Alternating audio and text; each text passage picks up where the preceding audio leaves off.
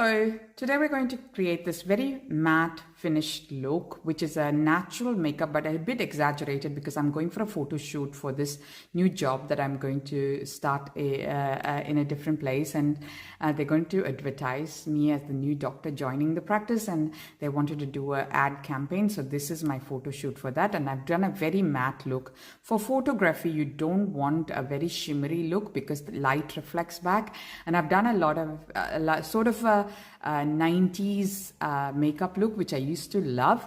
It's very matte and it's very bronzed sort of look, and if you remember Claudia Schiffer, she used to carry that look well. I've sleeked my bun and let's get into it. When I'm doing a photo shoot, especially when it is related to my job, I try and keep my skin very neutral and natural. So this is my CC cream. It is quite hot outside. I do want some SPF. Instead of applying additional SPF, I'm just going to apply the skin tint. My skin, I think when I published the last video yesterday, I did notice when I enlarged my face, there was a few skin peeling, and that is from tretinoin, and it's just regeneration of the skin. So just using my foundation brush, I will be using the sponge to even out and make it look all very natural. So that's all I'm going to apply, and then I'm just going to blend this out. I'm not going to apply a lot.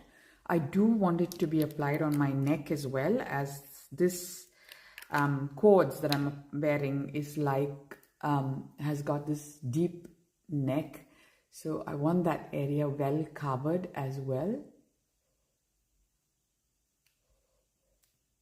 and have an even skin tone in the picture. I wasn't sure if I wanted to wear the brown or a formal suit, sleeveless of course, but I wasn't sure. But then I decided, after discussion with my styling expert, my daughter, 19-year-old, who told me I probably have to change that bra. I don't like the way it just keeps popping out. We have come to the executive decision to wear this one. So I will show you the dress at the end of the look. So just using a wet sponge to blend that in. I do want a very natural skin, but a matte skin and an even skin tone, as it's going to be a professional photo shoot. I can't find my hair gel, so I'm a bit annoyed about that. I wonder if one of my kids have taken. When you do that sleek hair, you do definitely need hair gel, and I am annoyed that it most likely me rather than the kids. They generally don't tend to take anything from my space without asking me, so it has to be me having displaced it somewhere after using it in a hurry. The last I used was when I went out with my friends and did that sleek hair. I don't use it every day.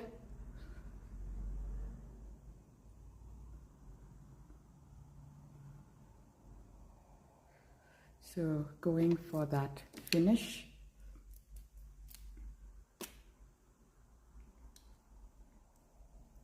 Going to apply a little bit more on my chest. And that is the key. You don't want your face to look different to your body.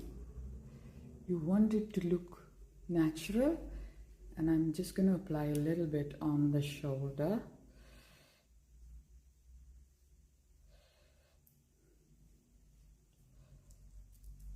So for the contour, I'm going to use my Rare Beauty because I want a subtle contour. I don't want it to be too contoured. So I had a bit of a disaster recently. I had to do my reapply for my passport, and just contouring my nose mainly. I had to apply for my passport. I lost my Australian passport. I can't find it in the house. I'm not sure where I lost it. It's been a few months now. I looked everywhere. I don't think I misplaced it anywhere. It most likely must have fallen off my bag and I could not find it. So I am traveling soon overseas, so I had to apply for a urgent passport. Usually passports are pretty good. If you apply it urgently, you pay another $100. You get it in about 5 days, 5 working days. I had to do another photo. So I was working and I ran from work, and the mistake I did was I was in a rush because I had to drop my son. And what I did was I applied the powder and the spray, and I must have touched it with my hand or something. There was a patch on the face, and you know, passport offices here, they're useless and mostly don't care how you look in the photo. And I have a patch right there of the powder on my face, and I was horrified. Now I can't change it. I can't change it. So I am going to have to live with that passport for the next 10 years or change my passport in a few years. I don't know. $400 is the passport application here. So I don't think I'm going to go and change it. I'm not that vain I don't care how I look in the passport as long as it looks like me. So I'm going to be just living with that. But I just feel that does not represent me, and I would die then go out. But I was just in a rush. There's no mirror to look at yourself before you take a picture at the post office. This is in the post office. You're standing in a queue. Literally, they make you stand and do this photo shoot, and they will not accept. They're so particular about this photo, how it needs to be, that they won't accept any other kind of photo either. So I'm a bit annoyed with my photo. Now I am going to apply a very subtle pinkish. I know I'm not wearing pink, but I'm going to combine my It Cosmetics Sun and my blush because this is a photo shoot. I don't want myself to look too brown as well. So that is a disaster, and I don't want too much of a blush either. I'm going to use my blush brush. So this is it gives you a bit of a sun-kissed look. It's the Sun Blush Glow with Confidence from It Cosmetics. It does cost a bit, but it is worth the money you spend, I feel, because you just need a little and it will last for a long time. It's an excellent product. Look at that glow it just gave me immediately, and it's so subtle, unlike the other cheap blushes we apply. So I'm going to go with this Revlon Gel Serum Blush. This is number 120. Just a tad bit, not too much. Just a bit of that. I don't know. I just feel like just a bit, not too much. I always combine my blushes these days. It just gives a unique sort of a color that I'm more satisfied with. Now, I do not apply any highlighter because you want your makeup to look very matte and not too dewy either. So I won't be powdering it either. Powder doesn't look good on me on photo shoot. So I'm going to use this tone here to neutralize the colors on my uneven pigmentation on my lids. And I'm going to keep it all matte. The lips are going to be matte makeup as well, and it's a daytime look. The shoot is inside the office, but it is going to be daytime, so I don't want to look like I do have to drive and go into the office, and there will be patients there, so I want to look like an overly dressed person either.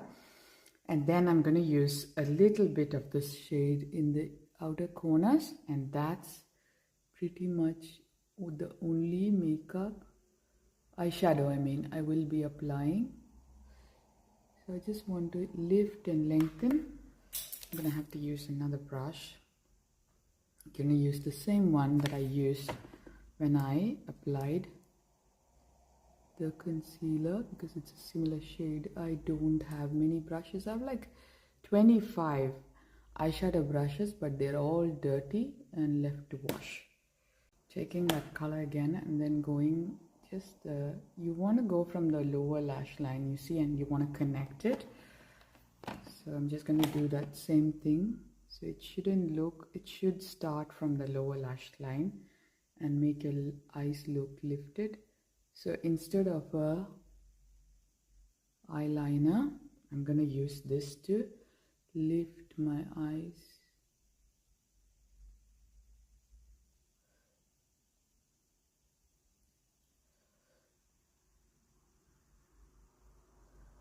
Yeah, and then just the outer corners. I won't bring it to the inside too much, just the outer corners. I might just, and I am going to blend that in. Just the subtle blending. I don't like that sharp line there, so I'm just gonna blend that in the outer corners only. So I'm gonna go with this color, just very little. I'm not going to do too much of shimmer. That's it. This is going to be a very matte look, so I just wanted some brightening in the inner corners. That's about it. And then blending that in. Eyeshadow can make such a difference to your look. It's amazing what it can do to your eyes. And I'm using my brown. So I pull the, I've got some hair there. What I do is I pull the wand out, and then you see that little bit extra that sits in the tip. I then take it at the outer edge and then run my brush against that. That makes sure that the product is on the brush and not at the tip of the wand. So you see how much of product I'm getting on this. I'm getting better coverage.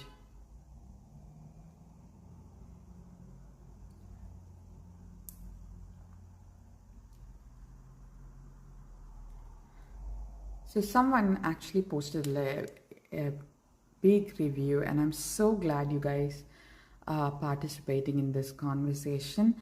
So thank you so much for your comments, and thank you for the time you've taken to give me a feedback. That's quite helpful.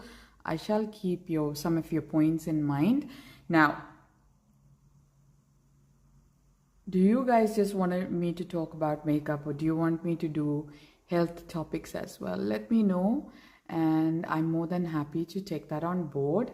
I do like a bit of variation and talk a bit of health topics as well. I think it's very relevant to a lot of people today.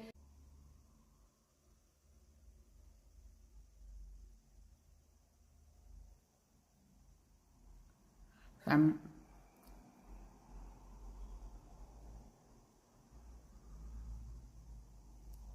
I'm going to neutralize all of this.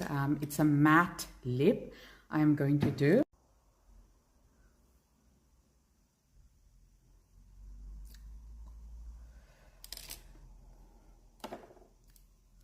I love this lipstick. Its color is so beautiful.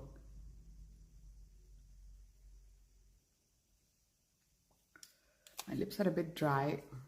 I think I applied a bit of, by mistake, I applied a tretinoin on my lip while I was talking to somebody, and that's probably what's dried my lips. My skin is actually looking excellent. I am going to brighten the center of my face slightly because it's a photo shoot. I'm applying a very thin concealer, so it gives a natural look. Let's strategically place it here and there just to give it a bit of a lifted look. And I'm going to let that dry. Then I'm taking a very slim brush because I'm going to be very precise about this rather than the usual blending.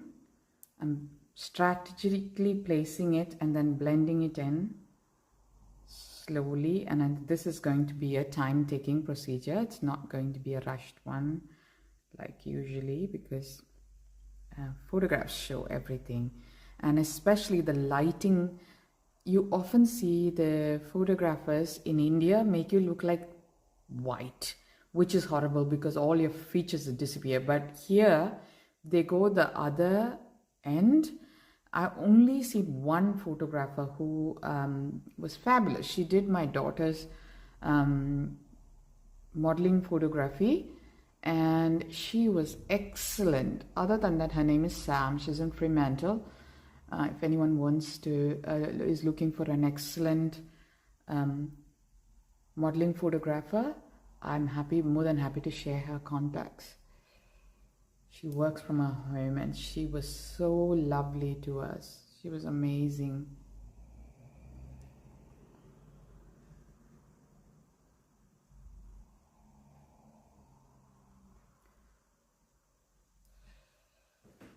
So, and then I am just going to use my wet sponge and press that in.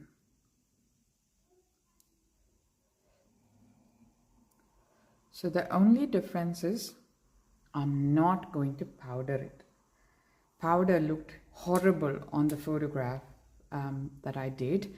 I'm going to set it in with my L'Oreal Infallible 3-second setting mist.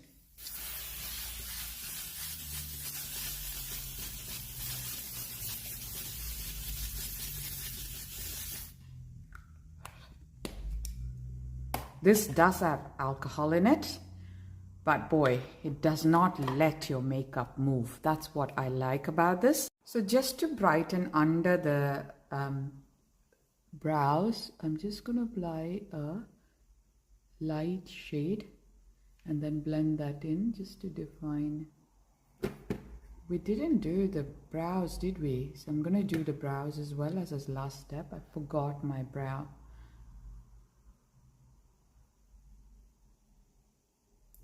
The brows, I'm going to use my trusted pencil. I'm not going to put a lot of strokes. This is my inner corners. That's my main area of.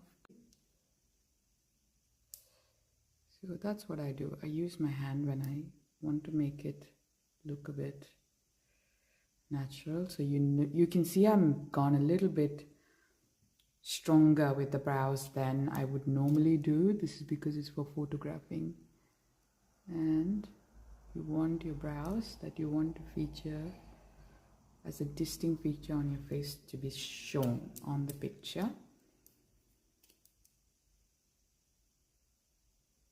When I see the lines are pretty too straight, I just blend it out sideways. So that's the finished look, guys. I have put a very subtle burgundy sort of a color.